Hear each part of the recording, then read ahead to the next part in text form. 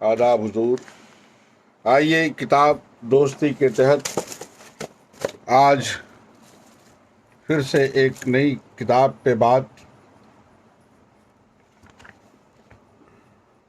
जो DC courier से आज ही मिला है और इसमें श्री यतीश कुमार जी का काव्य संग्रह अंतस की खुरचन आज इस किताब पे बात होगी। यतीश कुमार अंतस की खुरचन। यतीश कुमार की कविताओं को मैंने पढ़ा। अच्छी रचना से मुझे सार्वजनिकता मिलती है। मैं कुछ और सार्वजनिक हुआ, कुछ और बाहर हुआ, कुछ अंश से मिला, उनके साथ हुआ और उनके साथ चला। विनोद कुमार शुक्ल जी।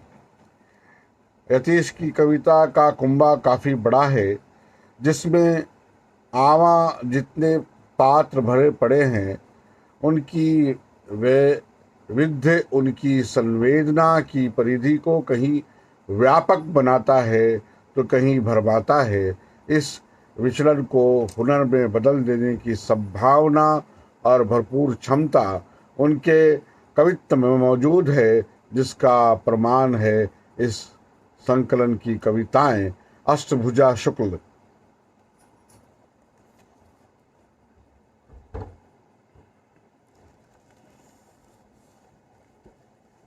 अंतस की खुरचन यतीश कुमार जी का ये संग्रह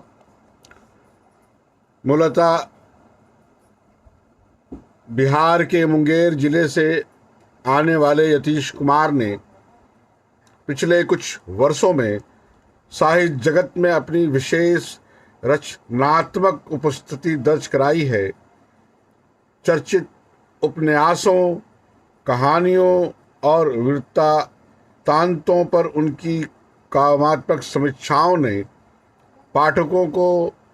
पाठकों का ध्यान खास तौर पे आकर्षित किया है। उनकी कविताएं और संस्मरण नया ज्ञानोदय, हंस, आह, जिंदगी, सन्मार्ग, प्रभात खबर और वगार सहित अधिकतर प्रतिष्ठित पत्रिकाओं में प्रकाशित हो चुके हैं। समालोचन, जानकी पुल, पहली बार, कविता कोश आदि चर्चित साहित्यिक ब्लॉगों पर भी उनकी रचनाएं प्रकाशित हैं। साहित्य सृजन के साथ साथ विभिन्न साहित्यिक सामाजिक संस्थाओं से भी वो सक्रिय रूप से जुड़े हैं और इन दिनों कोलकाता की साहित्यिक संस्था नीलांबर के अध्यक्ष हैं। अंतस की खुरचन उनका पहला कविता संग्रह है। वो भारतीय रेलवे सेवा के प्रशासनिक अधिकारी हैं। वर्तमान में ब्रैथवेट एंड कंपनी लिमिटेड के कार्यभार संभाल रहे हैं और कोलकाता में मुकीम हैं। राधा कृष्ण पेपरबैक में ये उनका पहला संस्करण है और राधा कृष्ण प्रकाशन प्राइवेट लिमिटेड ने बड़े सलीके से इस किताब को शाये किया है। स्मिता, शुक्रिया मुझे वापस इस दुनिया में लाने के लिए।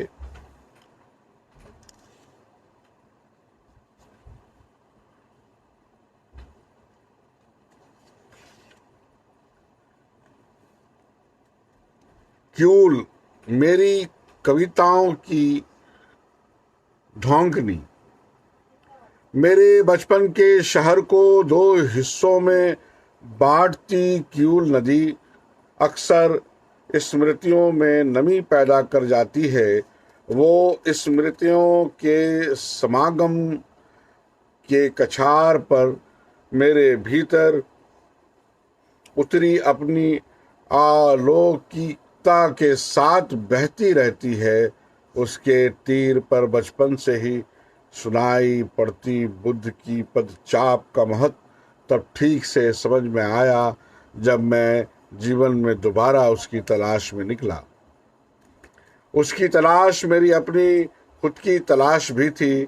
बचपन की स्मृतियों में हर हराती नदी को बाहर ढूंढते ढूंढते कब उसे अपने भीतर भी ढूंढने लगा, ये पता ही नहीं चला। लगा बचपन की वो नदी मेरे जैसी ही थी। उसके अचानक उमड़ जाने का डर चेतना की कुलबुली की तरह उभरता। सच कहूँ तो दरअसल वो थोड़ी नहीं पूरी बावली थी। नदी मेरे जहन में धुंधली सी बहु तेरी शक्लों में अब भी बहती रहती है। मानव के अनियंत्रित लोभ से शहर फैलता चला जाता है और नदी सिकुड़ती मिटती लुप्त होती जाती है। उसका सिकुड़ना मेरी आंखों की पुतलियों का छोटा होना है। इस सफर में ऐसा लगता है अकेली है नदी और बहुत अकेला मैं। बचपन में आबादी से भागकर जब भी उसके पास जाता, वो अपनी बाहें फैलाए मिलती। बचपन की वो नदी अब सूखी रेत में बदलती जा रही है। दूर तक रेत ही रेत मन में किसी बयाबान मरुभूमि में खड़े होने के एहसास से भर देती है। मेरे बचपन का शहर जैसे जैसे विकास कर रहा है, रेत नदी पर काबिज होती जा रही है। वो बहुत खामोश हो गई है। वो बहुत खामोश हो गई है। पतली सी दो धार और बीच में बालुओं का दुआब, मानो जैसे आंखों से नीर बह रहा हो और फिर भी वो मुस्कुरा रही हो। ये दृश्य देखते सोचते हुए बुद्ध मेरी निगाह में झांक कर हंस रहे होते हैं। ऐसे में मेरी सांस अटक जाती और मैं बालू के भीतर सांस ढूंढता। सांस पानी का शक्ल ले लेती। पानी कछारती सैकड़ों छोटी छोटी हथेलियां हाथ भर के कुआं बनाती। हाथ भर पानी सोता बन फूटता और मैं फिर प्रसन्न नाचने खेलने लगता। बचपन में हम नदी संग खेलते थे और बड़े होकर हमने नदी को ही खिलौना समझ लिया। जब जहाँ चाहा उसे रोकने और मोड़ने की कोशिश करने लगे। इसलिए कई बार वो हमसे भी खेलने लग जाती है। कभी सूख जाती है, कभी बौरा जाती है। हमारे मानवीय लोभ ने उसे सूखने को बाद ज्यादा किया है और बौराने का अवसर कम ही दिया है। कई नदियों की तरह ही वो हमारी स्मृतियों में भी सूख रही है, सिमट रही है। अब कई बार वो बड़ी होकर समुद्र की तरह लगने लगती, तो कभी छोटी सी नहर जैसी।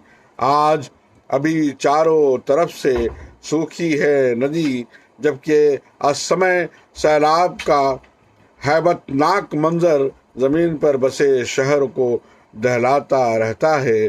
मेरी लेखनी में प्रवाह जब भी थोड़ा सा धूमिल होता है, मैं चुपके से चला जाता हूँ उसी अपनी बचपन की क्यूल नदी के पास। कई बार वो मेरी कविता में अनजाने बिना दस्तक दिए चली आती है। दबे पांव मेरी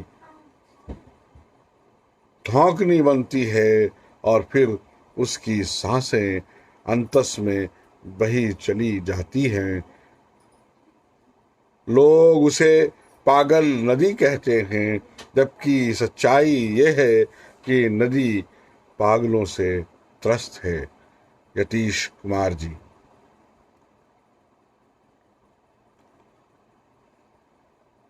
खंड एक, देश, राग और आसपास।